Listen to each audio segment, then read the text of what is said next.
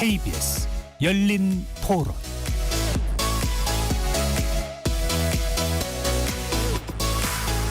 안녕하십니까. KBS 열린 토론 배종찬입니다. 우리나라 워낙 경쟁 사회에서 살다 보니까, 그리고 엄마 아빠들이 일을 해도 애기들 봐줄 수 있는 그런 대기업들은 잘 돼 있잖아요. 중소기업 같은 데는 그런 게 전혀 안 돼 있으니까 그 나라에서 어떻게 애기들 돌봐줄 수 있는 시스템이 잘 돼 있으면 좀 괜찮지 않을까. 출산을 안 하려고 하는 이유 중에 하나가 내가 우리 아이를 얼마나 잘 키울 수 있을까의 기준이 없고, 남들은 이렇게 키우고 남들은 영어 유치원 보내고 남들은 어느 학교 보내고 이렇게 된다고 하니까 다른 사람하고 비교해서 아이를 키우려고 하다 보니 그런 부분이, 근데 그 인식이 바뀌려면 제반이 우선 돼야 바뀌지 않을까 싶긴 해요. 아무리 좋은 인식을 가지고 있어도 내가 당장 어떻게 할 수가 없는 상황이 되면 선택권은 없는 거잖아요. 임신하면 단축 근무 지원해 주는 거 있는데, 일이 줄어야 근무를 단축을 하는데 일은 그대로 주고 시간만 단축하면은 그건 의미가 없잖아요. 그리고 뭐 아기가 갑자기 아픈데 달려가서 돌봐줄 사람이 없고, 그런 상황마다 가게 되면은 회사에서 또 눈치 보이고, 일반적으로는 그거를 여성의 몫이라고 생각하는 사람들이 많은 것 같아요. 맘 놓고 키울 수 있는 환경이 안 되는 거예요. 사회적 분위기가 당연히 육아 휴직해야지 약간 이렇게 해서 너를 돕는 거가 손해가 아니라 당연한 거다, 이렇게 분위기가 만들어지면 좀 더 낫지 않을까. 거리에서 만난 시민 여러분의 목소리 어떻게 들으셨는지요? 오늘이 세계 인구의 날입니다. KBS 1라디오에서는 세계 인구의 날을 맞아 3일간 우리 아이 우리 미래라는 주제로 특집을 기획했고요. KBS 열린 토론에서는 아이 낳지 못하는 사회 무엇이 문제인가라는 제목으로 사흘간 여러분들을 만나고 있습니다. 지난 이틀간 수백조 원의 재원을 쏟아붓고도 아이 울음소리가 들리지 않는 데에는 어떤 이유가 있는지 시민, 학계분들과 짚어봤고요. 특집 마지막 날인 오늘은 미래를 위한 인구정책 어떻게 나아가야 하나라는 주제로 국회와 학계 인사를 모시고 정책적인 이야기를 더 깊이 있게 나눠보도록 하겠습니다. KBS 열린 토론 지금부터 출발합니다. 치열한 토론 속에서 더 나은 세상을 찾아갑니다. 올바른 세상을 만드는 첫걸음. 평일 저녁 7시 20분 KBS 열린 토론. 오늘 토론 함께해 주실 세 분 소개합니다. 한국인구학회 회장이십니다. 김정석 동국대학교 사회학과 교수 나오셨습니다. 네, 안녕하십니까. 김정석입니다. 박수민 국민의힘 의원 나오셨는데요. 박 의원은 5남매의 아빠이기도 하시죠? 예, 맞습니다. 네, 나오셨을 거예요. 마지막으로 용해인 기본소득당 의원 나오셨습니다. 용 의원은 지난 21대 국회 당시에 아이와 함께 국회에서 기자회견을 열어 큰 또 화제가 되기도 했었죠. 네, 안녕하세요. 기본소득당 용혜인입니다. 네, 세 분 어서 오시고요. KBS 1라디오 세계 인구의 날 특집, 세 분과 논의하기에 앞서 먼저 일본으로 가봅니다. 일본은 세계에서 가장 빨리 초고령 사회에 들어선 국가죠. 우리보다 앞서 인구 문제 해법을 위해 정책을 펼치고 있는 나라이기도 한데요. 이 시간에는 사회보장 및 인구 문제를 담당하고 있는 일본 현직 관료를 어렵게 모셨습니다. 야마사키 시로 일본 내각 간방 참여가 전화로 연결돼 있습니다. 야마사키 간방 참여는 20여 년 전 개호 가족 간병보험 제도 도입에 중심적인 역할을 했었고요. 최근에는 저출생과 인구 정책을 맡고 있는 분입니다. 일본은 인구 문제를 어떻게 접근하고 있는지 직접 들어보겠습니다. 야마사키 씨, 안녕하십니까? 곤방와. 바쁘신 와중에도 인터뷰에 응해주셔서 감사드립니다. 제가 앞서 일본 정부에서 사회보장과 인구 문제를 담당하고 있다고 소개를 드리긴 했는데요. 한국의 청취자분들의 이해를 돕기 위해 관방 참여란 어떤 직책인지, 언제부터 무슨 일을 수행하고 계신지 소개를 부탁드립니다. 야마사키 시로と申します. 네, 야마사키 시로입니다. 내각 관방 참여는 내각 총리에게 전문적인 조언을 하는 임무를 맡고 있습니다. 제 담당 분야는 사회보장 정책 전반과 인구 문제, 저출생 문제입니다. 저는 2022년 1월부터 이 임무를 맡고 있습니다. 일본은 한국보다 상당히 오래전부터 저출생 상태에 접어든 것으로 알고 있는데요. 최근 몇 년간 일본의 저출생 추이는 어떤지 정부 차원에서는 얼마나 심각한 상황으로 보고 있는지 말씀해 주신다면요. 일본에서 저출생이 문제가 된 것은 수십 년 전부터이며 출생률에 큰 변동이 있었습니다. 1990년대 후반에 시작된 경제 불황으로 2005년에 출생률은 1.26으로 떨어진 후 1.45까지 반등했었습니다. 하지만 2016년부터 다시 감소하기 시작하여 2023년에는 1.20으로 과거 최저를 기록하고 있습니다. 일본 정부는 이를 매우 심각한 상황으로 받아들이고 있습니다. 그동안 정부 및 민간 차원에서 다양한 조사를 이어왔을 텐데요. 일본 사회에서 저출생의 이유는 무엇이라고 생각하고 계신지요?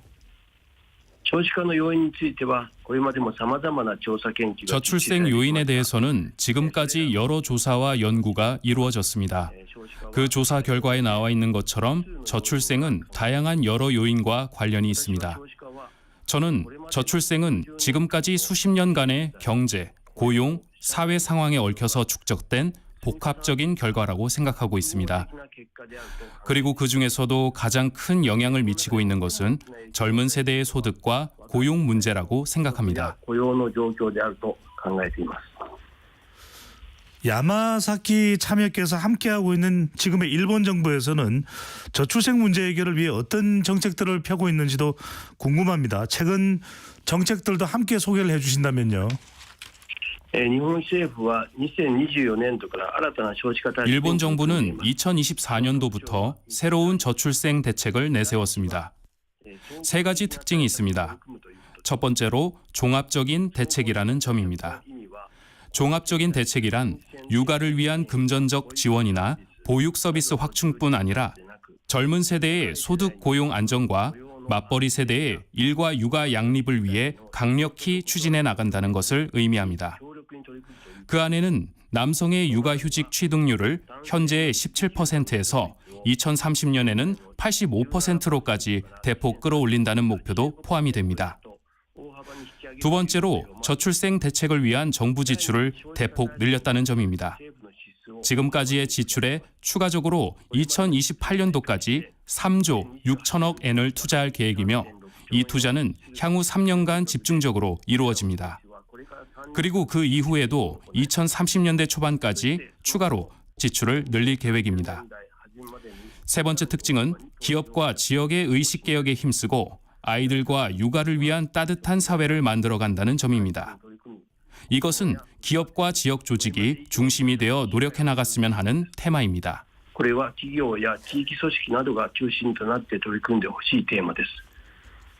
남성의 육아휴직 사용률을 2030년까지 85%까지 높이기로 했다는 정책도 방금 말씀해 주셨는데요.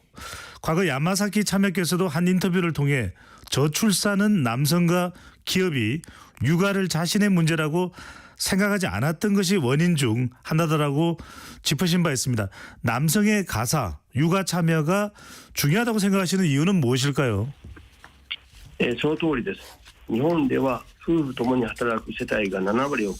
말씀하신 대로입니다. 일본에서는 부부가 함께 일하는 맞벌이 세대가 70%를 넘었습니다. 저출생이 늘어난 배경에는 그러한 여성의 취업, 사회 참여가 늘어난 상황에 기업과 사회가 적절히 대응하지 못한 것도 있다고 생각합니다. 일본에 일하는 여성 중에는 출산이나 육아를 위해 일을 그만두거나 업무 형태를 바꿔야 하는 경우가 있습니다.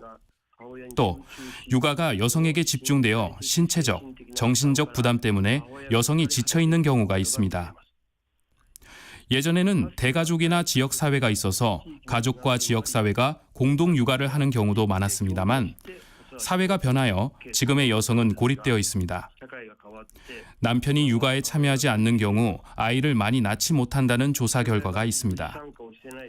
이러한 상황을 기업과 남성들이 정확하게 인식하고 스스로의 행동을 바꿔나가야 할 것입니다. 특히 남성의 육아 참여를 장려하는 것은 저출생 문제에 있어서 중요한 테마입니다. 参加を進めることは少子化対策の重要なテーマです。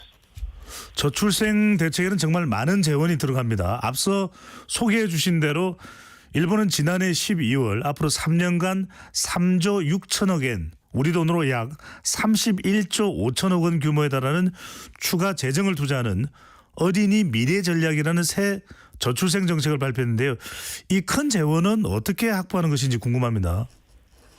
はい、財源の問題は大変大きな問題です。 네, 재원 문제는 매우 큰 문제입니다. 이번 저출생 대책의 재원은 다른 분야의 세출 개혁을 통해 확보하고 새로운 지원금 제도를 도입하여 이를 통해 확보할 방침입니다. 이 새로운 지원금 제도에서는 전 국민, 여기에는 고령자도 포함이 됩니다만 전 국민과 기업이 객출하게 됩니다. 일본 국회에서는 이 재원을 둘러싸고 다양한 논의가 이루어졌으며 최종적으로는 올 6월에 다수의 찬성으로 이 방식이 채택되었습니다. 方式が成立いたしました。 사실 시대의 변화, 가치관의 변화에 따라 비혼이나 딩크족처럼 아이를 낳고 싶지 않아 하는 분들도 있습니다. 이러한 입장을 당연히 존중받아야 하고 출산을 강요할 수는 없는 것일 텐데요. 이런 부분에 대해서는 어떻게 대응하고 계실까요? はい当然のことですが結婚や出産は全て 당연한 일이지만 결혼이나 출산은 개개인이 자신의 가치관과 자유의지로 결정할 일입니다. 尊重しなければなりません。 그 부분을 정부는 가장 존중해야 합니다. 그러므로 일본 정부가 목표로 하는 저출생 대책은 결혼과 출산을 원하는 사람들의 희망을 실현시키는 것입니다. そのために 이를 위해서는 현실적으로 희망을 실현할 수 없게 하는 요인이나 장애를 제거하는 것이 목표가 됩니다. 또한 이러한 사회 개혁을 통해서 젊은 세대의 결혼과 출산에 대한 기대 수준 자체가 높아지기를 바라고 있습니다. 水準そのものが高まっていくことを期待しています。 그렇군요. 야마사키 참여께서는 한국의 저출생 문제에 대해서도 관심이 많다고 들었습니다. 한국의 합계 출산율은 지난해 기준 0.72명으로 1.2명인 일본보다 더 낮은데요. 한국이 저출생 문제를 더 빠른 속도로 겪게 된 이유는 뭐라고 보시는지요?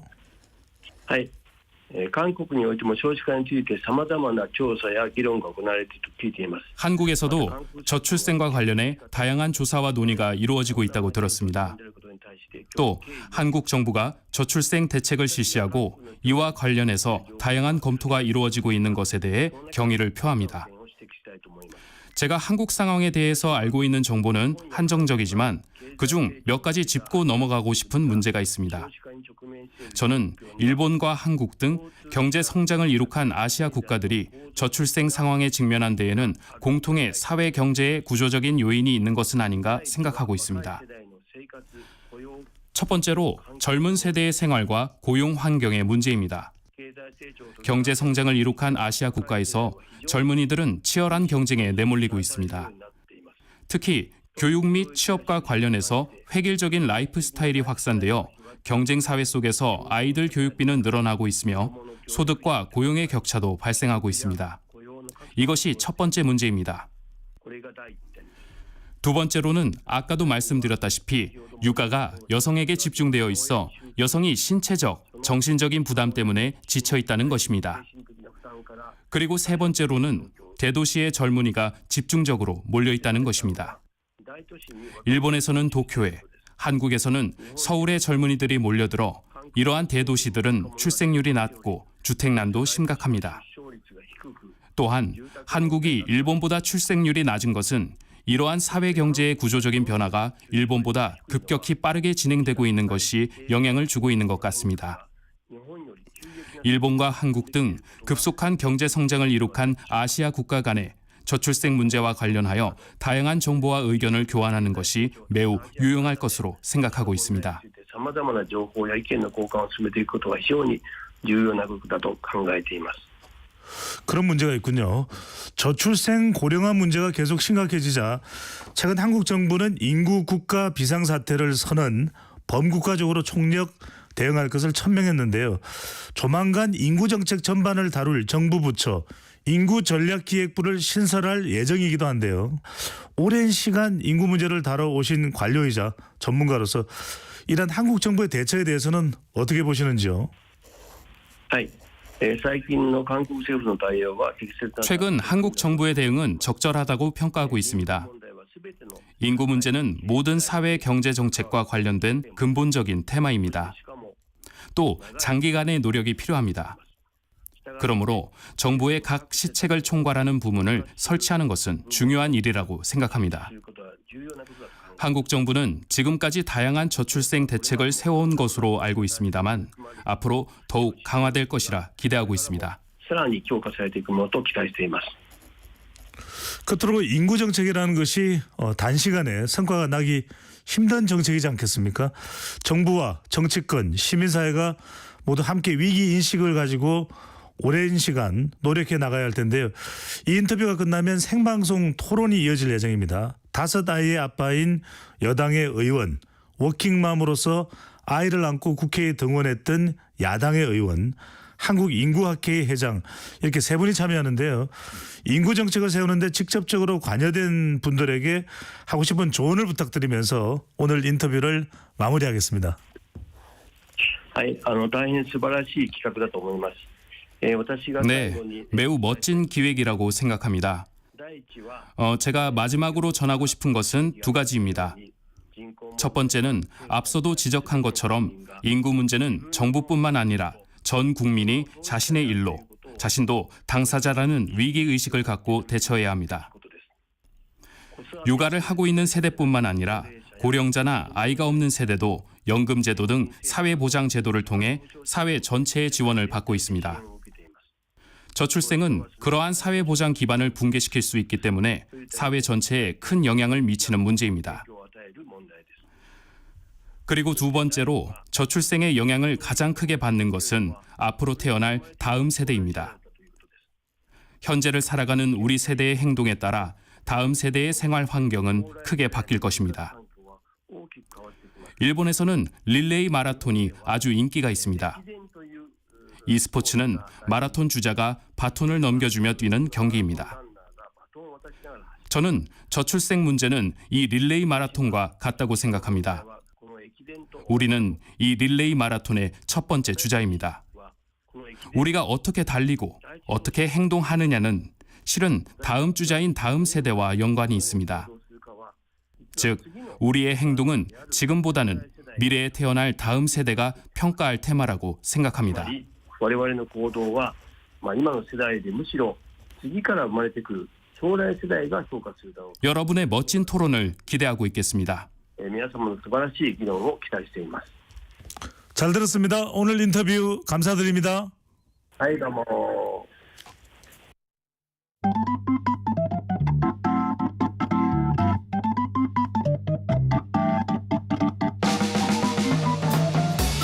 세상을 바꾸는 질문, 열린 토론이 시작합니다.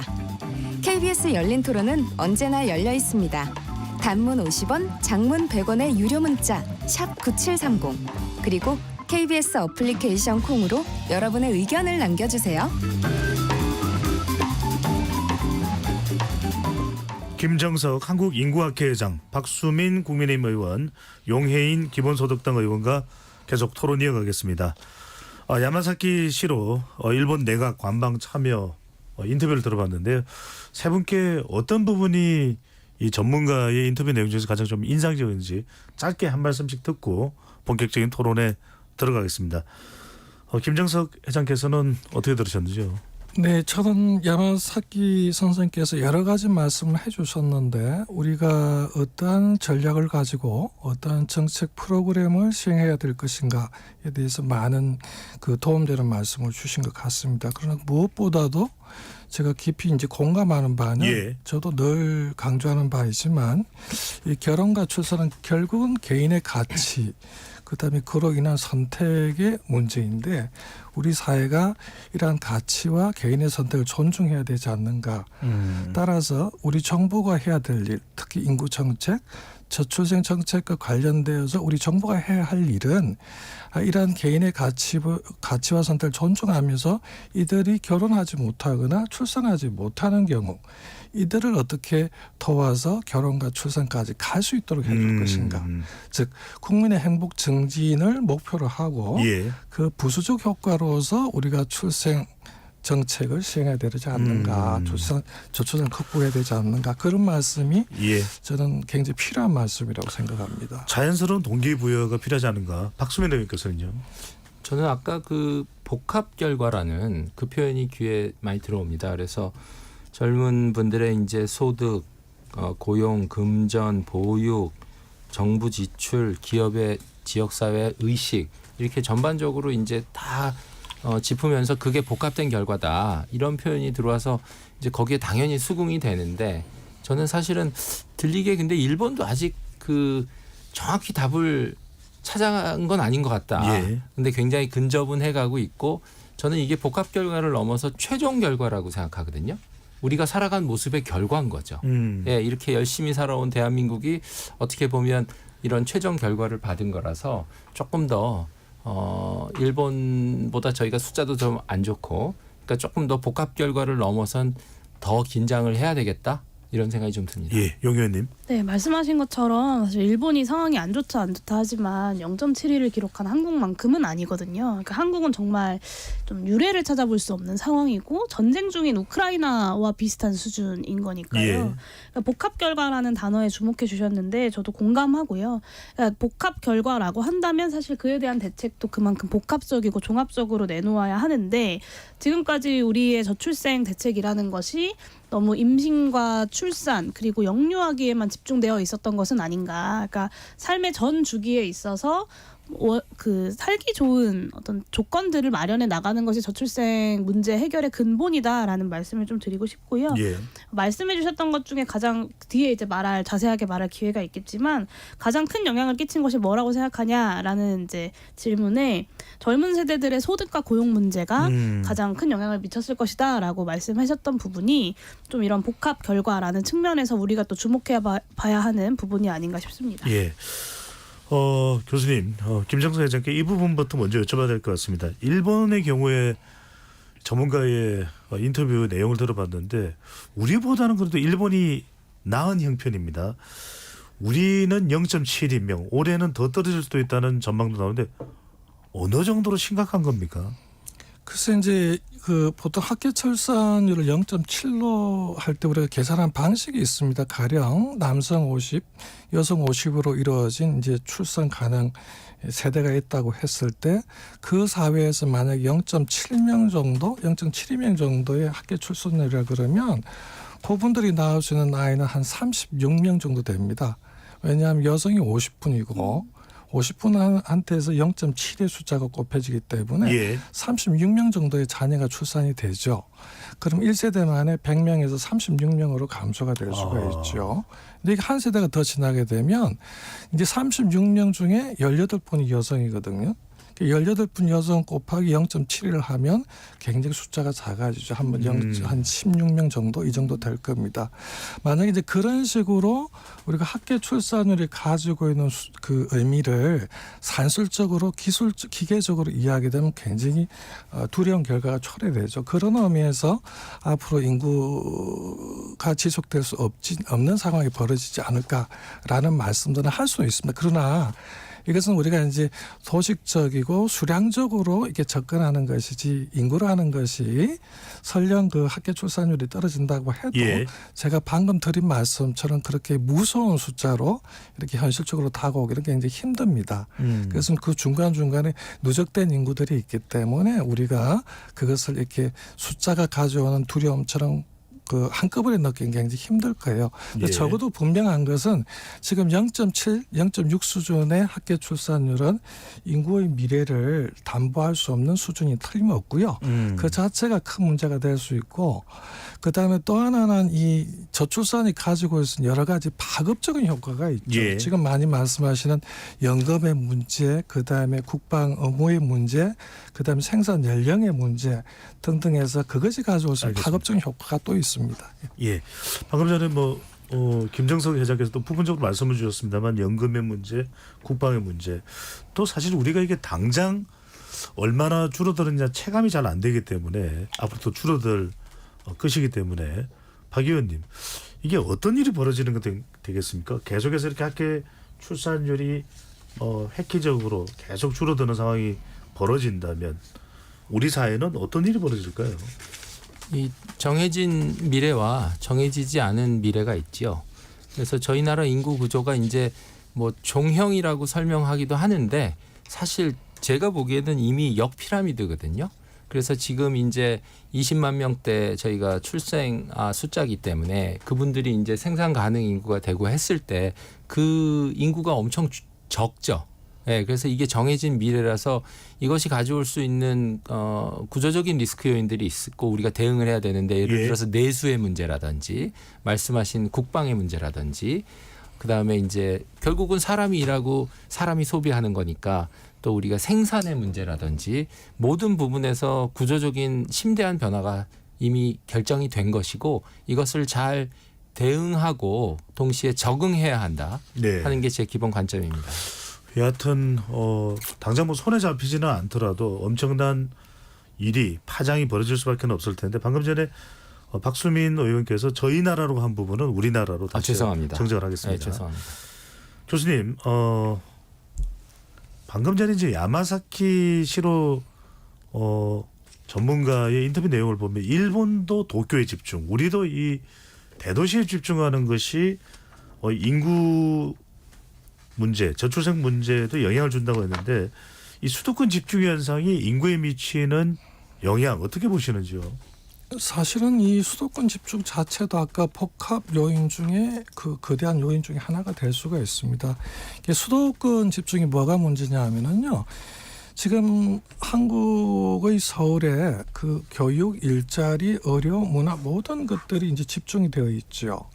그래서 젊은 분들이 보시기에는 자기의 꿈을 펼칠 수 있는 장소도 서울이고 그 꿈을 실현할 수 있는 장소도 서울이 되는 것이죠.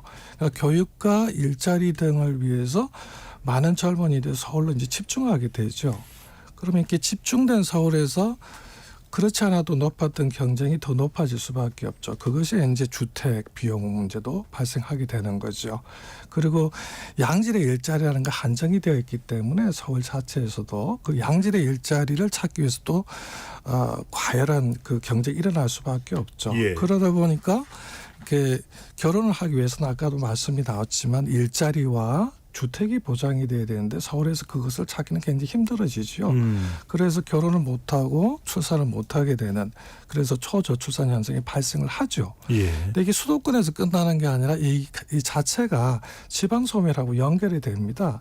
수도권에 들어오시는 대부분의 분들이 이제 대학 교육, 그다음에 일자리 때문에 들어오시거나 어린 자녀의 교육 때문에 들어오시는 젊은 분들이거든요. 이 말은 지방에서 그만큼 많은 분들이 서울로 들어오신다는 이동을 거예요. 하는군요. 그렇죠. 유입이 되는 거죠. 그러면 지방의 입장에서는 젊은 분들이 빠져나가는 결과가 생기죠. 근데 젊은 분들이 빠져나가니까 경제 활력이 떨어질 수밖에 없고 생산과 소비가 떨어질 수밖에 없고 그러다 보니까 도시가 가지고 인프라 기능이 감소가 될 수밖에 없죠. 그러면 또 지역은 지역대로 이제 인구 감소가 일어나고 저출생 현상이 서울만큼은 심각하지 않더라도 지속적으로 일어날 수밖에 없죠. 그럼 이게 두 개가 다 맞물려서 일어난단 말이에요. 그러면 이제 전국적으로 보면 수도권이 초저출생을 이끌어가고 지방이 뒤따라가는 모습을 띠지만 전국적으로 보면 초저출생 현상이 더 심화되거나 악화될 수밖에 없는 그런 결과가 생기죠. 특히 지방이 더 큰 타격을 입는다는 겁니다. 이른바 악순환, 특히 이제 이 지방의 문제가 더 커지고 벚꽃이 피는 순서대로 학교가 없어지고 마을도 없어진다.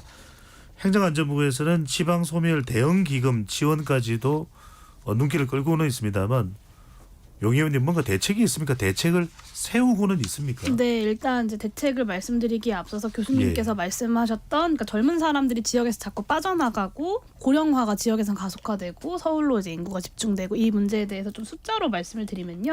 오늘이었던 것 같은데 보도에서 만 65세 이상 인구가 1,000만 명을 넘어섰다라는 보도가 나왔어요. 한 19.51% 된다고 하는데 이게 이제 전국을 놓고 보면 전남이 26.67%, 경북이 25.35%, 강원이 24.72%로 1, 2, 3등입니다. 거의 4분의 1이네요. 네, 그러니까 4분의 1에 달하는 분들이 이제 만 65세 이상인 거고, 보시면 아시겠지만 다 더 우리가 뭐라고 할까요? 좀 지역 소멸 문제에 더 이제 노출되어 있는 지역들, 혹은 더 인프라나 혹은 뭐 인구나 혹은 경제에 있어서 좀 더 낙후된 지역들이라고 볼 수 있는 지역들부터 이제 이렇게 고령화가 가속되고 있다는 점이고요.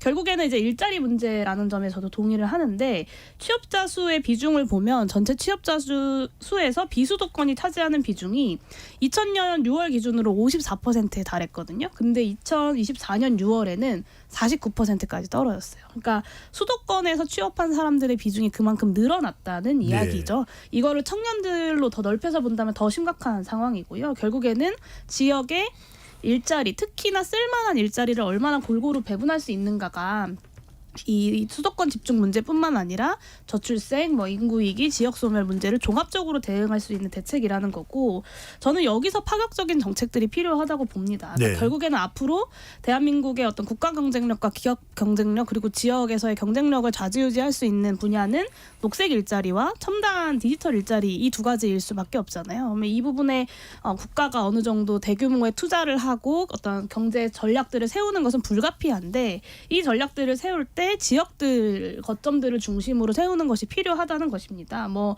예를 들면 신안군에서 그 도입해서 성과를 내고 있는 햇빛바람 연금 같은 전남 정책을 신안입니다. 네, 전국적으로 전면화하자거나, 아니면 이제 공공투자 혹은 지역주민 지분 투자에 대해서 일정 부분의 어떤 지역 주민들의 지분을 인정하고, 여기 이 투자에 통해서 발생하는 수익금의 일부를 지역 주민들한테 배당하는 그런 정책들도 우리가 파격적으로 검토해야 된다고 보고요.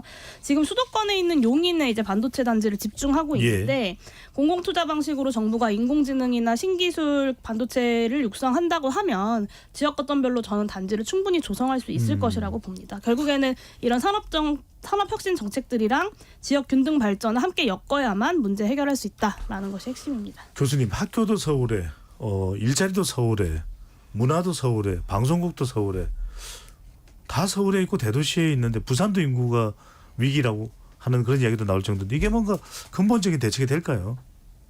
글쎄요, 이제 결국은 이게 이제 전체 인구는 감소될 수밖에 없는 상황이고, 경제도 축소될 수밖에 없는 상황은 틀림없죠. 그 안에서 이제 전국에 있는 인구의 균형점을 어디에 찾아둘 것이냐, 그 문제인데, 아까 용혜인 의원님께서 말씀하신 것처럼 하도 말씀을 잘하셔서 저는 교수라고 생각을 했습니다. 그 말씀하신 것처럼 지역 거점을 어떻게 분권화하고 그 지역 거점에 맞는 일자리와 그 인프라들을 구축해 주느냐, 그게 더 중요한 것 같지 않은가, 그런 생각을 좀 해봅니다. 박 의원님은요? 이게 조금 더 시간을 좀 길게 저희가 회고를 해볼 필요가 있는데요. 수도권 집중이라는 게 어떻게 보면 대한민국이 산업화를 하면서 벌어진 5, 60년간에 진행된 일이고, 이것이 문제가 있겠다라고 해서 지역 균형 발전이라는 게 저희가 한 20년 전서부터 관점을 가져왔죠. 근데 그것이 어떤 추세를 되돌리지 못한 것인데, 여기서 두 가지 현상이 드러납니다. 일단 산업이 수도권으로 몰리면서 사람이 몰리게 되는 거고, 사람이 몰려 있으니까 또 산업이 못 내려가는 거예요. 이런 구조적인 악순환이 돼 있는 거죠. 지금 역순환이라고 표현하는 게 좋겠습니다. 역순환이 돼 있는 건데, 이게 과거 산업화 시대부터 5, 60년간 벌어진 일이기 때문에 이 순환을 되돌리려면 일단 사람이 내려갈 수 있을 정도의 산업의 분산 배치가 필요하고, 국토 공간을 큰 틀에서 보고 선택과 집중을 통해서 이 산업이 아예 내려갈 수 있는 정도의 강도의 5, 60년 정도의 플랜을 세워야 한다. 이 말씀을 드리고 싶습니다. 네, 그걸 어떻게 강력하게 하느냐가 이제 관건이 될 텐데, 일본의 경우는 야마사키 이 참여의 설명을 듣고 보면 그래도 이 학교 출산율이 내려가던 것을 그래도 어느 정도는 붙잡았습니다.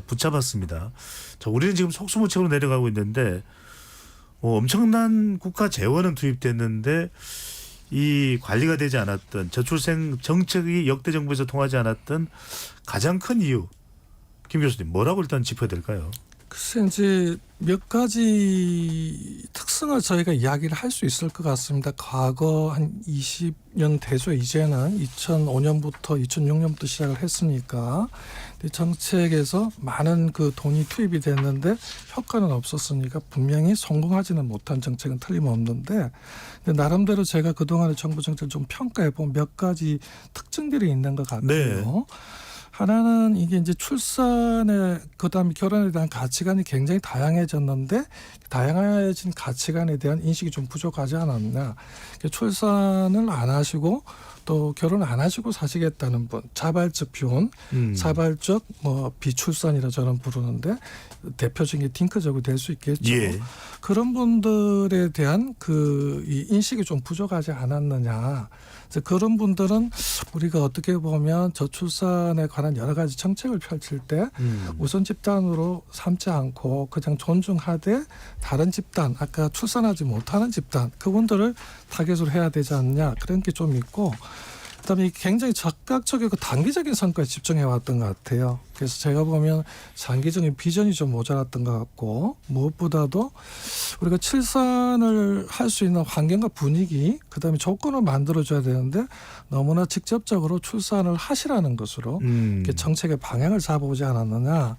그다음에 또 하나는 굉장히 그 위기론을 많이 강조해 왔는데 사실은 거기에 대한 대처는 조금 아니했던 거 아니냐.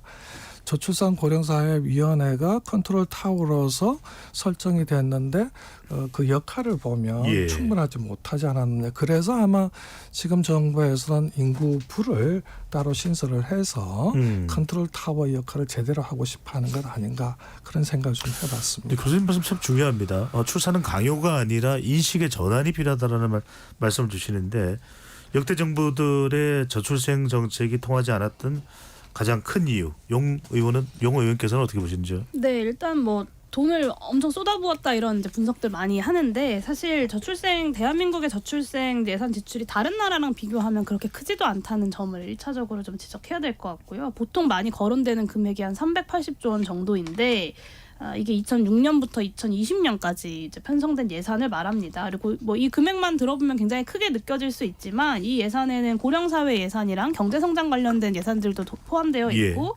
성범죄 방지라거나 아니면 아동학대 예산 같이 출산율을 직접적으로 높이는 것은 아닌, 그러니까 우리 사회를 좋게 만드는 그런 넓은 의미의 어떤 저출생 대책이라고 할 수 있는 예산들도 다 포함되어 있습니다. 결국에는 한국의 어떤 저출산 예산이 충분했는지 아닌지를 가늠할 수 있는 것은 OECD 가족 지원 예산 통계를 통해서 좀 확인할 수 있는데, OECD 국가들 평균으로는 보통 한 GDP 대비 2.3% 정도를 그 가족 지원 예산으로 사용을 하거든요. 근데 한국 같은 경우는 1.6%에 불과합니다. 그리고 이 효율성 측면에서 살펴봐도 우리나라 가족 지원 예산들의 특징이 현금 지원이 유난히 낮다라는 것인데, OECD 32개 국 중에 평균이 한 56,500달러 정도 돼요. 근데 한국은 29,000달러 정도만 현금 지원을 하고 있습니다. 근데 이마저도 0세에서 6세까지 이 영유아기에만 집중되어 있다는 것이 늘 문제점으로 집중되는 부분이고요. 다른 나라 사례들을 보면 보통 청년기까지는 현금 지원을 기본으로 보장하고 있거든요. 예. 그래서 뭐 예산 측면에서 여러 가지 쟁점이 있을 수 있겠지만 지금 당장 시정될 필요가 있는 지점들은 현금 지원 예산의 확대, 그리고 아동수당 확대 같은 것들을 검토해야 되고, 제가 22대 국회 1호 법안으로 아동기본소득법을 발의했던 이유이기도 합니다. 예, 정말 이 육아 이야기를 또 안 할 수가 없습니다. 아이 키우기 힘든 나라. 그래서 아이를 키우는 데는 한 마을이 필요하다라고 하는 속담도 있는데, 우리는 부모도 아이 키우기 힘들다라는 얘기가 나올 정도인데, 5아이의 아빠인 박수민님께 먼저 여쭤보겠습니다. 네. 자, 첫째를 놓고 둘째를 놓는 출생률은 우리의 경우 또 더 떨어집니다. 네네. 그러다 보니까 이게 분명히 애를 하나 키워보니까 너무 힘들어서 둘째 나이 생각도 못한다, 이런 이야기도 나오는데, 일단 어떻게 인식을 하고 계시는지요? 그 부분에 앞서서 이 말씀 먼저 드리고 싶네요. 예. 이게 저희가 실제로 대한민국 사회가 이 저출생 문제, 인구 문제에 대해서 진짜 화들짝 놀라고 진짜 진지하게 접근하는 거는 저는 아주 최근 일이라고 생각합니다. 이게 저희가 기억을 되살려 보면 합계 출산율이 1을 뚫고 0점대로 내려온 게 사실은 그렇게 오래된 일은 아니고 2015년 이후에 급격히 진행됐고 그 사이에 코로나가 있었어요.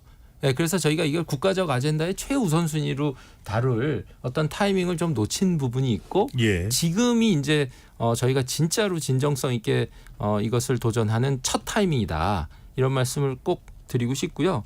이게 아이 이제 둘째 그러니까 하나만 나 보면 일단 저희가 얼마나 이 지금 핵가족을 넘어서서 예전에 마을이 키워야 된다는 그때는 대가족의 시대 아니었습니까? 예. 그 대가족이라는 가족의 문화가 다 해체되고 이제는 핵가족을 넘어서 1인 가족 시대가 돼 있는데 이런 새로운 시대에 우리가 아이를 키우는 준비가 전혀 돼 있지 않죠. 문화적으로 여건적으로 많이 부족하죠. 그런데 그것을 이제 젊은 부부 둘한테 이제 아이를 낳고 키워보라고 하면 다들 정말 엄청난 도전을 느끼게 되죠. 그러면 이제 둘째서부터는 그 이제 상당히 고민 빠지지 않겠습니까? 예. 물론 여기에는 이제 뭐 사교육이나 다른 요인도 포함은 될 겁니다. 아이를 키우는 데 있어서. 김 교수님께 또 추가적으로 여쭤볼 수밖에 없는 것이 우리가 어떤 대책이나 제도는 또 많이 나왔습니다. 저출생 대책으로 육아 휴직과 관련해서 이제 분할 나누어서 사용할 수 있는 횟수도 더 늘리는 것이 마련이 됐고요. 육아휴직을 할 때는 대체 인력 지원금 이른바 이제 육아 도우미에 대한 지원도 가능해졌고 또 배우자들이 이제 육아휴직하는 것도 더 적극적으로 권장도 하고는 있습니다만 일단 먼저 제도적 차원에서 본다면은 우리 자체적으로 또는 외국과 비교할 때는 교수님 일단 어떻게 평가할 수 있을까요? 글쎄 이제 이 제도적 이걸 일단 그 일가 가정의 양립의 측면에서 직장과 관련돼서 어떤 육아휴직 제도가 설립이 될 수 있는가 이 말씀 같은데 그 저희가 많이 나아지고는 있죠. 그러나 그것이 실질적인 효과를 가질 수 있을 만큼의 제도적인 정비가 갖춰졌느냐는 조금 의심스러운 상황이 있어요. 분명히 나아진 건 틀림없습니다. 그러나 우리가 표본으로 삼고 싶어하는 외국만큼은 아닐 거라는 생각이 들고 있고요. 아마 그쪽을 향해서 계속 나아가고 있는 상태죠. 근데 두 번째는 이제 이 제도의 문제도 있겠지만 이게 수행의 문제도 있거든요. 근데 지금 나와 있는 여러 제도나 정책들을 보면 이것을 할 수 있고 해야 될 만한 데가 어디냐면 주로 대기업이나 중견기업 이상 공기업 중심의 이 제도와 프로그램입니다. 실질적으로 보면 대기업이나 중견기업이 일하시는 분들은 그 노동자 근로자 중에 아마 10%도 되지 않는 것으로 저는 알고 있고 예. 한 80% 90%는 중소기업이나 아주 작은 기업에서 근무를 하시기 때문에 온도차가 있네요. 네. 그럼요. 그래서 저는 정부에서 첫걸음으로 아마 대기업이나 중견기업을 타겟으로 해서 이런 제도를 만드시고 아마 그것을 확산해서 앞으로 중소기업이나 중견기업으로 확장을 하지 않을까라고 기대를 할 수 하고 있습니다. 용의원 교수는 국회로 나올 때 그때 뭐 기자에게는 아이를 안고 하셨지만은 이렇게 국회 나와서 의정 활동을 할 때 그리고 남편분도 이제 일을 할 때 아이는 누가 돌봅니까? 네, 이제 낮 시간에는 어린이집에서 봐주시고요. 예. 저녁 시간에는 이제 저랑 남편이랑 어떻게든 시간을 맞춰가면서 지금은 이제 남편이 혼자 보고 있고 주말에는 보통 저희 친정 부모님이 많이 도와주십니다. 아까 이제 둘째 질문하셨는데 이제 저도 이제 둘째 고민을 하고 있는 중인데 사실 엄두가 안 나요. 그리고 제 주변에 비슷한 시기에 아이를 낳은 엄마들 모두가 내가 아이를 한 명을 더 낳으면 이 돌봄을 과연 감당할 수 있는가?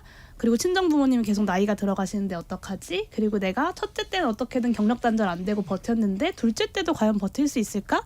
이런 고민들을 현실적으로 많이 하죠. 그래서 교수님 말씀하신 것처럼 낳을 생각이 없는 사람들을 설득해서 낳게 만드는 것보단 낳고 싶은데 이런저런 조건들 때문에 고민하고 있는 사람들에게 조건을 마련해 주는 것이 이 저출생 급격한 어떤 합계 출산율 그 떨어지는 추세를 막을 수 있고 충격을 완화할 수 있는 가장 효과적인 방법이지 않을까라는 생각을 합니다. 그러니까 방금 전에 용 의원께서 말씀하셨던 대로 실제 이제 그런 필요가 있는데 우리나라 저출생 대책 특히 뭐 육아 관련해서 휴직 제도도 좀 제대로 쓸 수 있는 공무원이나 직장인들에게 초점이 맞춰져 있고 사실은 그렇지 못한 좀 열악한 사각지대에 있는 사람들은 아주 어려운 상황입니다.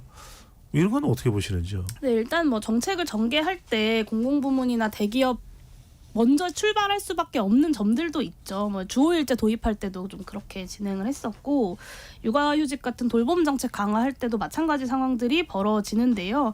이 실질적으로 종속적인 노동자들이지만 법적으로는 개인 사업자에 해당하는 뭐 프리랜서라거나 특수고용이라거나 플랫폼 노동자들이 고용보험 사각지대에 방치되어 있습니다. 그리고 5인 미만 사업장 같은 경우는 근기법이 거의 적용되지 않는 예. 실정이고요. 그래서 이 저출생 대책들이 실효성을 가지려면 말씀하신 부분에 있어서 두 가지가 중요한 선결 과제다라고 딱 두 가지만 말씀드리려고 하는데요. 하나는 대중소기업 간의 격차를 줄이는 겁니다. 지금은 중소기업 노동자들이 대기업 임금의 어떤 절반에 수렴한다는 분석도 있는데 이 격차 해소 방안까지 여기서 다 얘기할 수는 없기 때문에 예. 넘어가겠습니다. 근데 이 격차 해소 없이는 노동시간 단축이나 뭐 육아휴직 강화 같은 돌봄 인프라 정책들만 손봐서는 좀 효과가 제한적일 수밖에 없다는 것이고요. 두 번째는 이제 저출생 일하는 모든 사람들을 4대 보험 체계 안에 그 편입하는 것이 매우 중요한 그 육아 관련된 인프라 역할을 합니다. 그간의 정부들도 확대 방향으로 정책들을 전개해 왔었는데 노동시장이 굉장히 빠르게 변화하고 있는 것에 비하면 너무 더디거든요. 그래서 네. 이 비정형 불안정 노동을 노동법 보호체계 안에 끌어들이는 것 역시 저출생 문제 해결에 굉장히 중요한 요소라고 봅니다. 예. 뭐 100번 제도가 잘 돼 있어도 그것을 눈치 안 보고 활용하는 것이 중요할 것 같고 우리가 이번 우리 아이 우리 미래라는 KBS 특집 KBS 1라디오에서 열린 토론에서도 이제 시민분들을 모시고서 토론을 진행을 했는데 난임 수술 비용도 지원이 안 된다. 아이를 낳고 싶은데 이런 거 어떻게 해야 될까요, 박 의원님? 그게 전형적으로 이제 그 저희가 이 인구 문제에 대해서 그동안 논의는 해왔지만 적극적으로 도전하지 않았다 하는 사례 중에 하나가 난임인데 이제 진짜 애를 낳고 싶은데 난임인 그분들 숫자도 상당히 높아요. 한 14% 가까이 그런 걸 경험했다는 설문조사가 있거든요. 예. 그러면 그분들은 당연히 도와줘야 되고 그 비용이 또 만만치 않습니다. 1회당. 그런데 이게 또 저희가 적극적으로 하지 않다 보니까 횟수 제한도 있고 하는데 저는 그런 부분은 그냥 무제한으로 저희가 전향적으로 검토해야 되고 이거 뭐 더 이상 논의만 할 때가 아니라 빨리빨리 하나라도 빨리 하나의 효과 있는 대책이라도 빨리빨리 실행 들어가는 거. 저는 예. 그게 옳다고 봅니다. 교수님 제일 중요한 게 이제 육아 양립 이야기를 많이 합니다. 배우자와 또 아내가 같이 해야 되는 것이다라는 이야기를 많이 하는데 참 쉽지가 않습니다. 남편분들은 또 이런 이제 인터뷰를 하면 아유 내가 뭐 안 하려고 그래 밤 12시까지 일하고 들어오면 뭐 내가 어떻게 해? 막 이렇게 이제 또 하는 상황들이 벌어지기 때문에 근본적인 대책이 좀 필요하지 않을까 싶은데요. 근데 일육아 양립에 있어서는 이제 우리가 이때까지 아마 여성분들에게 과도한 그 살림이나 육아의 책임이 주어지고 남성분들은 그로부터 좀 멀어져 있지 않느냐 예. 그런 인식들이 많은데 그런 부분들이 사실은 많긴 한 것 같아요. 그러나 또 한편으로 생각해 봐야 될 것은 이것은 그 부부가 남편이 무엇을 하고 아내가 무엇을 하고 이런 이야기보다도 우리 조금 더 구조적으로 살펴볼 일이 있어야 될 것 같아요. 우리의 일 구조, 그러니까 직장에서 생활 구조를 조금 더 보시면 좋겠습니다. 네. 그 여성분들이 아마 뭐 육아휴직을 하시겠다 그러면 뭐 회사 측에서 어떻게든 또 하시는데 남성분이 내가 아이를 위해서 육아휴직을 하겠다 그러면 이게 굉장히 이야기가 조금 어색하거나 낯설어지더라고요. 그래서 저는 부부 사이의 일을 남편과 부부의 갈등 구조로 이끌어가지 마시고 어쩌면 이거는 바깥 일, 즉 우리가 말을 하고 있는 일자리, 직장에서의 그 한계가 더 클 수도 있거든요. 이쯤 되면 이제 네. 저는 그 부부간에 어떠한 문제가 있을 수 있고 역할에 어떠한 그 불균등한 배분 문제가 충분히 지목은 될 것 같고 또 젊으신 분들은 그런 문제를 잘 네. 아시고 슬기롭게 대처하시는 것 같아요. 근데 조금 더 구조적이고 근본적인 문제를 보시면 이것은 아마 직장 생활의 문제와 네. 직결되지 않을까. 남편분들이 일찍 들어와서 아기를 봐주고 싶고 이렇게 하고 싶어도 못한 경우가 많은 게 현실 아닙니까? 네. 우리가 여자분들 그 직장 이야기만 하고 남자분들 그거 이야기 안 하시는데 이쯤 되면 기업에서 이 자기들 이 근로자분들에 대해서 어떠한 태도를 가지실지 한번 이야기가 나왔으면 싶습니다. 김 교수님께서 매우 중요한 말씀을 해주셨습니다. 실제로 결혼을 안 하려고 하는 경우에도 나는 경력 단절되는 거 싫어. 또 아이를 낳지 않을 때에도 나는 왜 내 꿈을 포기해야 돼.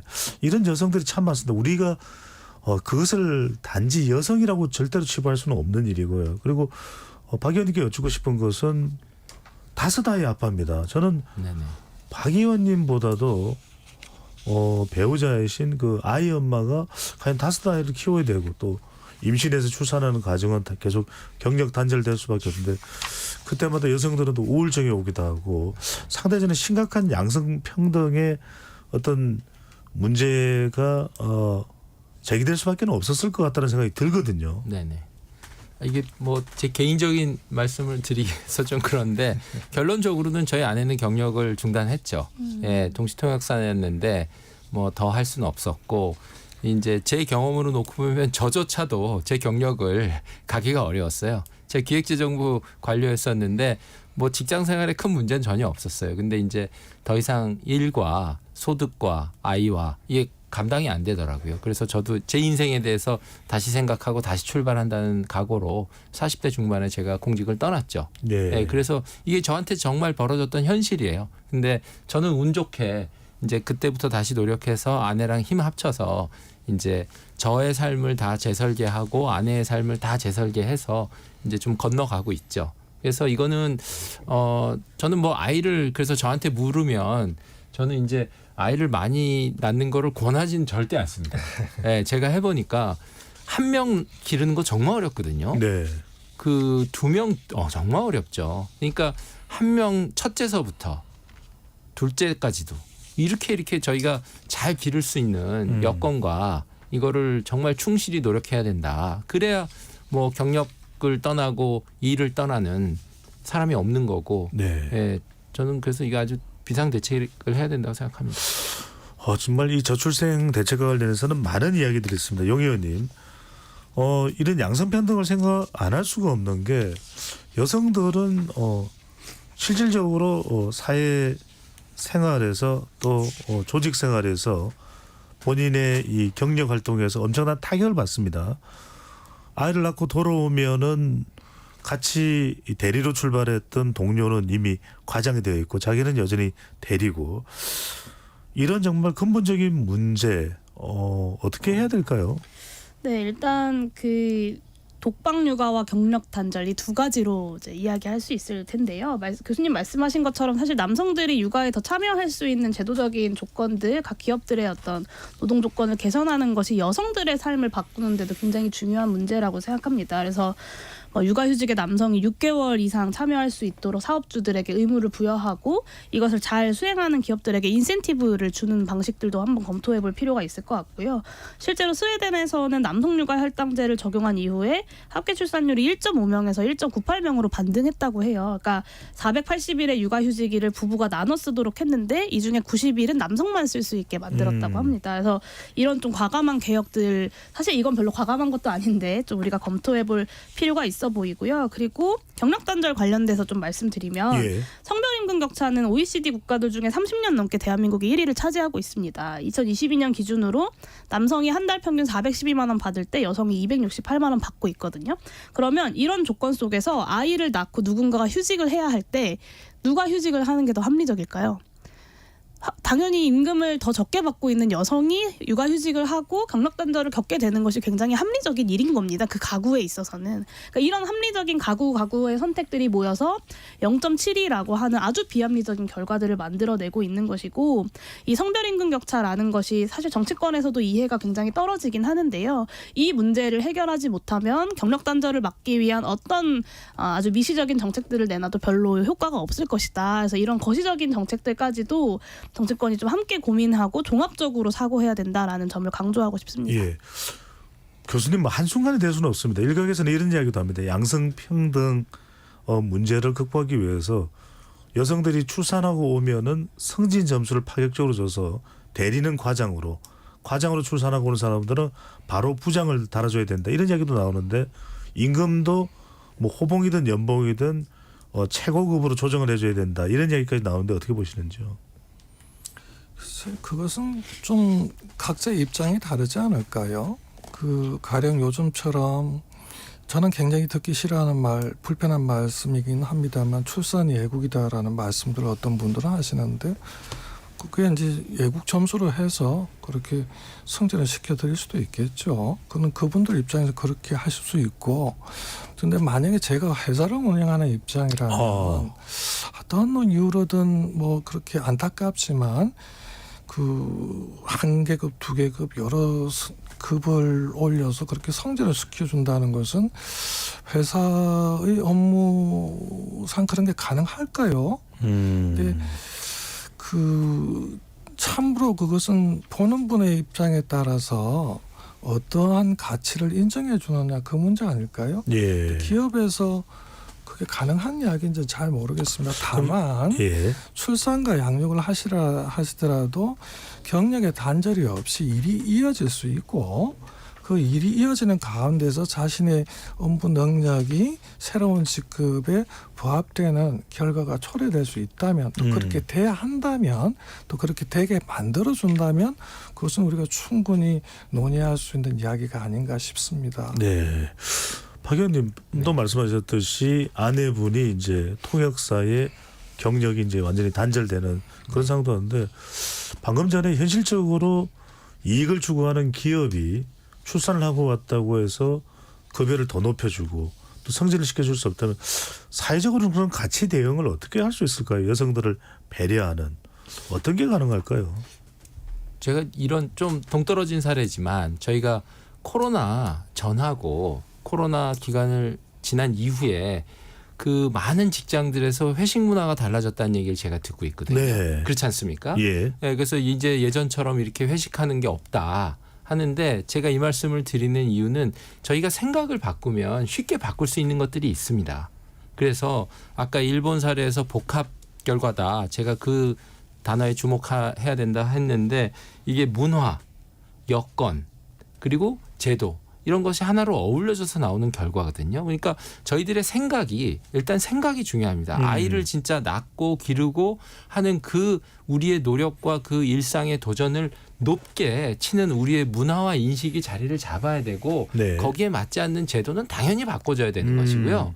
그다음에 기업으로 돌아가면 성숙기업이 있고 공기업이 있고 스타트업이 있고 중소기업 소상공인이 있고 다 여건이 다릅니다. 거기를 저희가 획일적으로 어떻게 강제하는 것은 더 어떻게 보면은 미시적인 간섭으로서 오히려 도움은 안 되면서 바쁘기만 한 결과를 낳을 수 있고 저는 저희가 인식을 확고히 세운 다음에 거기에 필요한 제도들을 다 마련하는 거예요. 예. 그러면 돌아가서 개인의 선택 아닙니까? 그러면 그 개인들이 그 환경 내에서 여건 내에서 성숙기업은 성숙기업에 맞게 스타트업은 스타트업에 맞게 또 자기 선택에 맞게 조화를 해낼 것으로 보입니다. 알겠습니다. 네. 박 의원께 좀 이어서 여쭤보겠습니다. 이건 왜냐하면 또 교육은 또 5 자녀에게도 꼭 중요한 부분일 것 같아서 네네. 우리는 왜냐하면 이게 저출생되는 원인 중에 하나를 꼽는 것이 지나친 경쟁, 그중에는 이제 사교육, 입시 이런 것도 들어갑니다. 아이들을 키우다 보니까 교육비도 너무 많이 들어가고 너무 많이 들죠. 또 주거 비용도 들어갈 수밖에 없는 것이고 방도 더 있어야 되고 박수민 의원님께서 최근에 교육비 관련 소득세법 개정안을 발의했는데 이것을 개정안을 발의한 어떤 취지가 뭔지 그리고 이렇게 육아 전반에 들어가는 사교육비를 비롯해서 교육비를 포함을 해서 재반 비용의 고비용화 이런 부분들은 어떻게 보시는지요? 일단 제가 발의한 내용은 일단 초등학교 취학 전까지 학원비나 체육비가 지금 세액에서 공제가 되거든요. 저희가 연말정산할 때. 근데 초등학교 들어가면 그 부분이 안 되고 있습니다. 근데 초등학교도 이미 뭐 사교육비, 학원비, 체육활동비 너무 많이 들어가거든요. 그러니까 이거라도 빨리 그 세금에서 혜택을 줘야 된다 하는 취지에서 발의했고요. 근데 이제 이 부분이 도움은 되는데 결정적이라고는 하기에는 약하죠. 약하고 이제 저희가 많은 이 저출생 대책을 하고 돈도 많이 썼다 하는데 저는 그 부분 다시 짚어봐야 된다고 생각합니다. 저도 아까 용 의원님 말씀하신 예. 그 부분에 저도 적극 동의하는데 가장 돈이 많은 부분은 삼관왕이에요. 양육비, 교육비, 주거비거든요. 이 부분을 결정적으로 도와줄 수 있는 걸 해야지 결정적으로 도와주지 않으면서 가지수만 많으면 행정비용만 늘어납니다. 이거 다시 한번 저도 살펴볼 생각입니다. 교수님은 어떻게 보시는지요? 그러니까 주거비용 네. 결혼하더라도 집도 마련하기 어려운데 애를 낳아 이것도 저출생률이 높아지는 결정적인 이유 아닌가. 또 교육비, 사교육비까지 어떻게 감당하느냐. 이 부분은 어떻게 보시는지요? 글쎄 이제 이게 저희가 흔히 하는 말이 이제 저출생의 직접적인 원인으로 젊은 분들이 결혼을 하지 않거나 출산을 하지 않는 이유로 일단 일자리가 없다는 거, 그다음에 적정한 일자리가 없다는 거, 일자리 찾기 힘들다는 거, 그다음에 두 번째는 이제 주택 비용이 너무 비싸다는 거, 예. 그다음에 이제 한국적인 상황에서 이야기가 많이 나오는 게 사교육비 문제죠. 근데 이거는 저희 사회가 근본적으로 좀 가지고 있는 아주 깊은 문제가 아닌가 싶어요. 근데 이거를 우리가 어떻게 일괄적으로 해결할 수 있을까는 굉장히 쉽지 않은 문제 같습니다. 이건 정말로 그야말로 근본적인 구조 개혁의 문제이기 때문에 사교육이 없어지려면 경쟁이 덜 해야 되고 교육을 통한 경쟁이 덜 해야 되고 그다음에 대학 서열화가 없어져야 되는 것이고 뭐 등등 여러 가지 방식이 이제 이야기가 나올 수밖에 없죠. 그다음에 주택 비용도 마찬가지. 좀 민간 주택, 공공주택 이렇게 하는데 그럼 누구를 어떻게 도와서 어떤 형태의 주거를 공급할 것인가 이런 문제들이 나올 수밖에 없는데 아마 제 생각에는 지금 근본적인 문제하고 예. 우리가 표면적으로 혹은 지금 중간 기제로서 다룰 수 있는 정책의 영역을 조금 구분해서 말씀해 보시면은 조금 더 생산적이지 않을까 생각해 봅니다. 어떤 의미인지 조금 더 구체적으로 말씀 주시면요. 그냥 주택 비용이 너무 비싸다 이거죠. 예를 들어서 그 주택 비용을 사실은 저출생하고 관계없이 서울의 주택 비용이 너무 비싼 거거든요. 예. 그게 저출생하고 이어지니 저출생의 원인으로서 주택 비용이 지목이 되는 건데 주택 비용은 저출생을 만들려고 주택 비용이 비싸진 게 아니잖아요. 그러니까 주택 비용이 비싼 이유가 있을 거 아니에요, 서울에. 예. 그럼 그 문제가 해결돼야 된다는 거죠. 제가 걱정하는 것은 이 저출생은 아까도 여러분들이 말씀하셨듯이 복합적이고 심지어한 원인들이 흘러서 표면적으로 나타나는 거거든요. 근데 이거를 이제 가까운 원인과 심층적인 원인을 구분하지 않고 혼재해서 이야기하게 되시면 아마 정책적으로 정치적으로 생산적인 해결안은 찾기 힘들지 않을까 그런 생각이 조금 들어서 드린 말씀입니다. 교수님 아까 야마사키 시로 일본 감방 참여에 그것도 인터뷰도 있었기 때문에 일본도 마찬가지로 대학이 또 상당히 서열화되어 있고 도쿄 같은 곳은 집값이 비쌉니다. 그런데 우리보다는 좀 덜 이런 교육비나 주거 비용의 문제를 저출생 관련해서는 출생 관련해서는 덜 겪는 이유는 뭐 때문이라고 보시는지요? 저는 흔히 저희가 일본하고 자꾸 한국을 비교하는데 지금까지 아마 누구도 명확한 대답을 내놓지는 못했을 거예요. 왜냐하면 그게 쉽지 않은 일인데 그냥 제가 가진 생각을 앞으로도 제가 연구를 해봐야겠는데 말씀을 드린다면 일본은 그냥 불안한 사회고 저희는 불안과 자주를 동시에 경험하는 사회죠. 그러니까 왜 우리는 한국은 불안과 자주를 동시에 경험할 수밖에 없나 젊은 분들이 그것은 정말 일본에 비해서 우리의 경쟁 자체가 너무 과다하다는 것이고 경쟁의 축이 한 축으로만 이루어진다는 것 같아요.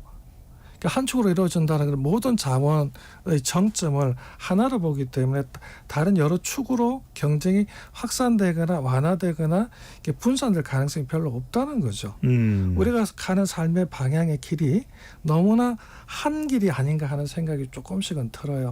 근데 일본은 저희보다는 조금 다양합니다. 예. 그래서 저희가 보면 굉장히 안타까운 게 젊은이들의 우울증도 한국이 제일 높은 것 같고요. 그다음 자살률도 제일 높은 것 같고요. 알겠습니다. 예, 그런 것 같습니다. 예. 이것도 좀 들어봐야 될 것 같습니다. 용 의원께서 지난 국회에서 생활 동반자법을 발의하셨는데 이 법이 저출생과 고령자 사회에서 핵심적인 역할을 한다고 설명을 하셨는데 어떤 내용입니까? 이것만으로 저출생 고령화 문제가 해결된다라고 말씀드린 것은 아니고요. 이 저출산율 반등의 주요한 어떤 계기가 될 수 있다는 점을 말씀을 드렸습니다. 이 해외 사례를 통해서 좀 증명이 된 건데요. OECD 회원국들 중에도 혼인 외 출산으로 이제 높은 출산율을 유지하는 핵심 요인으로 이제 그 혼인 외 출산이 작동을 합니다. OECD 주요국의 이제 평균은 꾸준히 늘어서 혼외자 출산율이 41.9%에 달하는데요. 한국은 2.2%거든요. 근데 물론 이게 이제 제가 비혼 출산율을 높여서 출산율을 어떻게든 막아보자라는 말씀을 드리는 것이 아니라 예. 이 사회문화적 차이도 있고 장벽도 당연히 클 텐데요. 여기 사례에서 주목해야 되는 건 뭐냐면 변화하고 있는 가족의 현실을 국가가 적극적으로 받아들이고 수용하고 포용했다는 것입니다. 그러니까 어떤 가족의 형태에서 태어나든 태어난 아동은 존중하고 권리가 보장받고 차별받지 않는다라는 것을 분명하게 제도적으로 보호한다는 측면을 우리 사회가 좀 주목할 필요가 있지 않을까라는 이제 취지에서 예. 그런 생활동반자법을 설명할 때 이제 그런 말씀을 드렸던 거고요. 저출생 문제는 이 말씀을 꼭 드리고 싶은데요. 여성들을 배려한다고 해결되는 문제가 아닙니다. 그러니까 그리고 이 문제는 사실 굉장히 파멸적인 문제거든요. 근데 이 파멸적인 문제를 데일밴드 좀 붙이는 수준으로는 막을 수 없다는 점도 말씀드리고 싶어요. 사실은 인구 유지 기준인 합계 출산율 2.1이 깨진 상황에서도 우리나라는 그 산하 제한 정책을 유지하고 있었잖아요. 너무 늦어버린 거거든요. 그러니까 늦은 만큼 더 과감하게 해야 되는 것이고 아까 이제 박 의원님이 주거와 교육과 양육비 이렇게 이야기하셨는데 예. 주거의 문제, 뭐 애 낳으면 집을 임대해준다 이렇게 접근해서는 전 답이 없다고 봅니다. 결국에는 지금 폭등하고 있는 집값을 어떻게 잡을 수 있을 것이냐에 대한 답을 내놔야 되는 거고 교육비도 애 낳으면 사교육비를 지원해줄게 이게 아니라 너무 이렇게 치솟고 있는 사교육 그리고 사교육에 의존해야만 하는 교육 현실을 바꿔야만 아이를 낳을 수 있는 것이고 양육비 문제도 출산하면 얼마 줄게 그리고 지금 알겠습니다. 근데 영유아기에 집중해서 한 10만 원 정도 지원하고 있는 수준으로는 택도 없다. 그러니까 청소년기까지 충분히 양육비를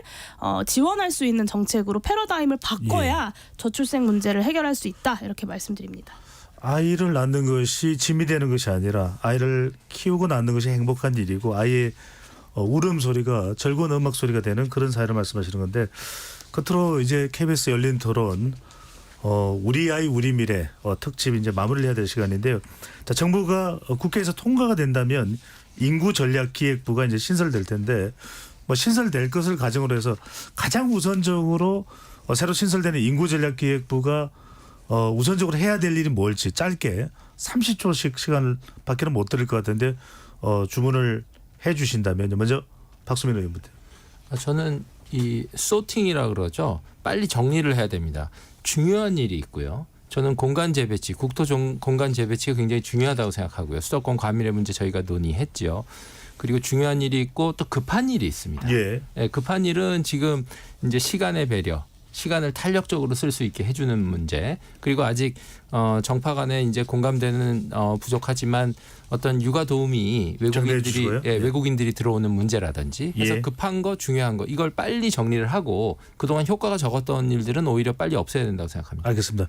용혜인 의원께서 아까 말씀하셨으니까 교수님께 마지막 기회를 드리겠습니다. 30초요. 네. 예, 저는 이 새로 신설된 인구부가 목적과 그 부수적 효과를 분명히 구분하셨으면 좋겠어요. 목적은 결혼과 출산을 하지만 그것이 어려운 분들을 도와줌으로써 그 국민들의 행복을 증진시키는 것이 목적이 돼야 되고요. 예. 그 부수적 효과라서 저출산이 완화될 수 있습니다. 그리고 아마 이렇게 정리해 주시고요. 네, 예. 기획부가 완성이 되려면 예. 그 다른 기획부와는 다르게 현장 기반적 사업, 알겠습니다. 패키지형 정책들을 형성을 하시고 예. 그것을 하실 수 있는 예산과 조직을 알겠습니다. 갖추기 네. 바랍니다. 자, 세 분 토론 감사드립니다. 지금까지 KBS 열린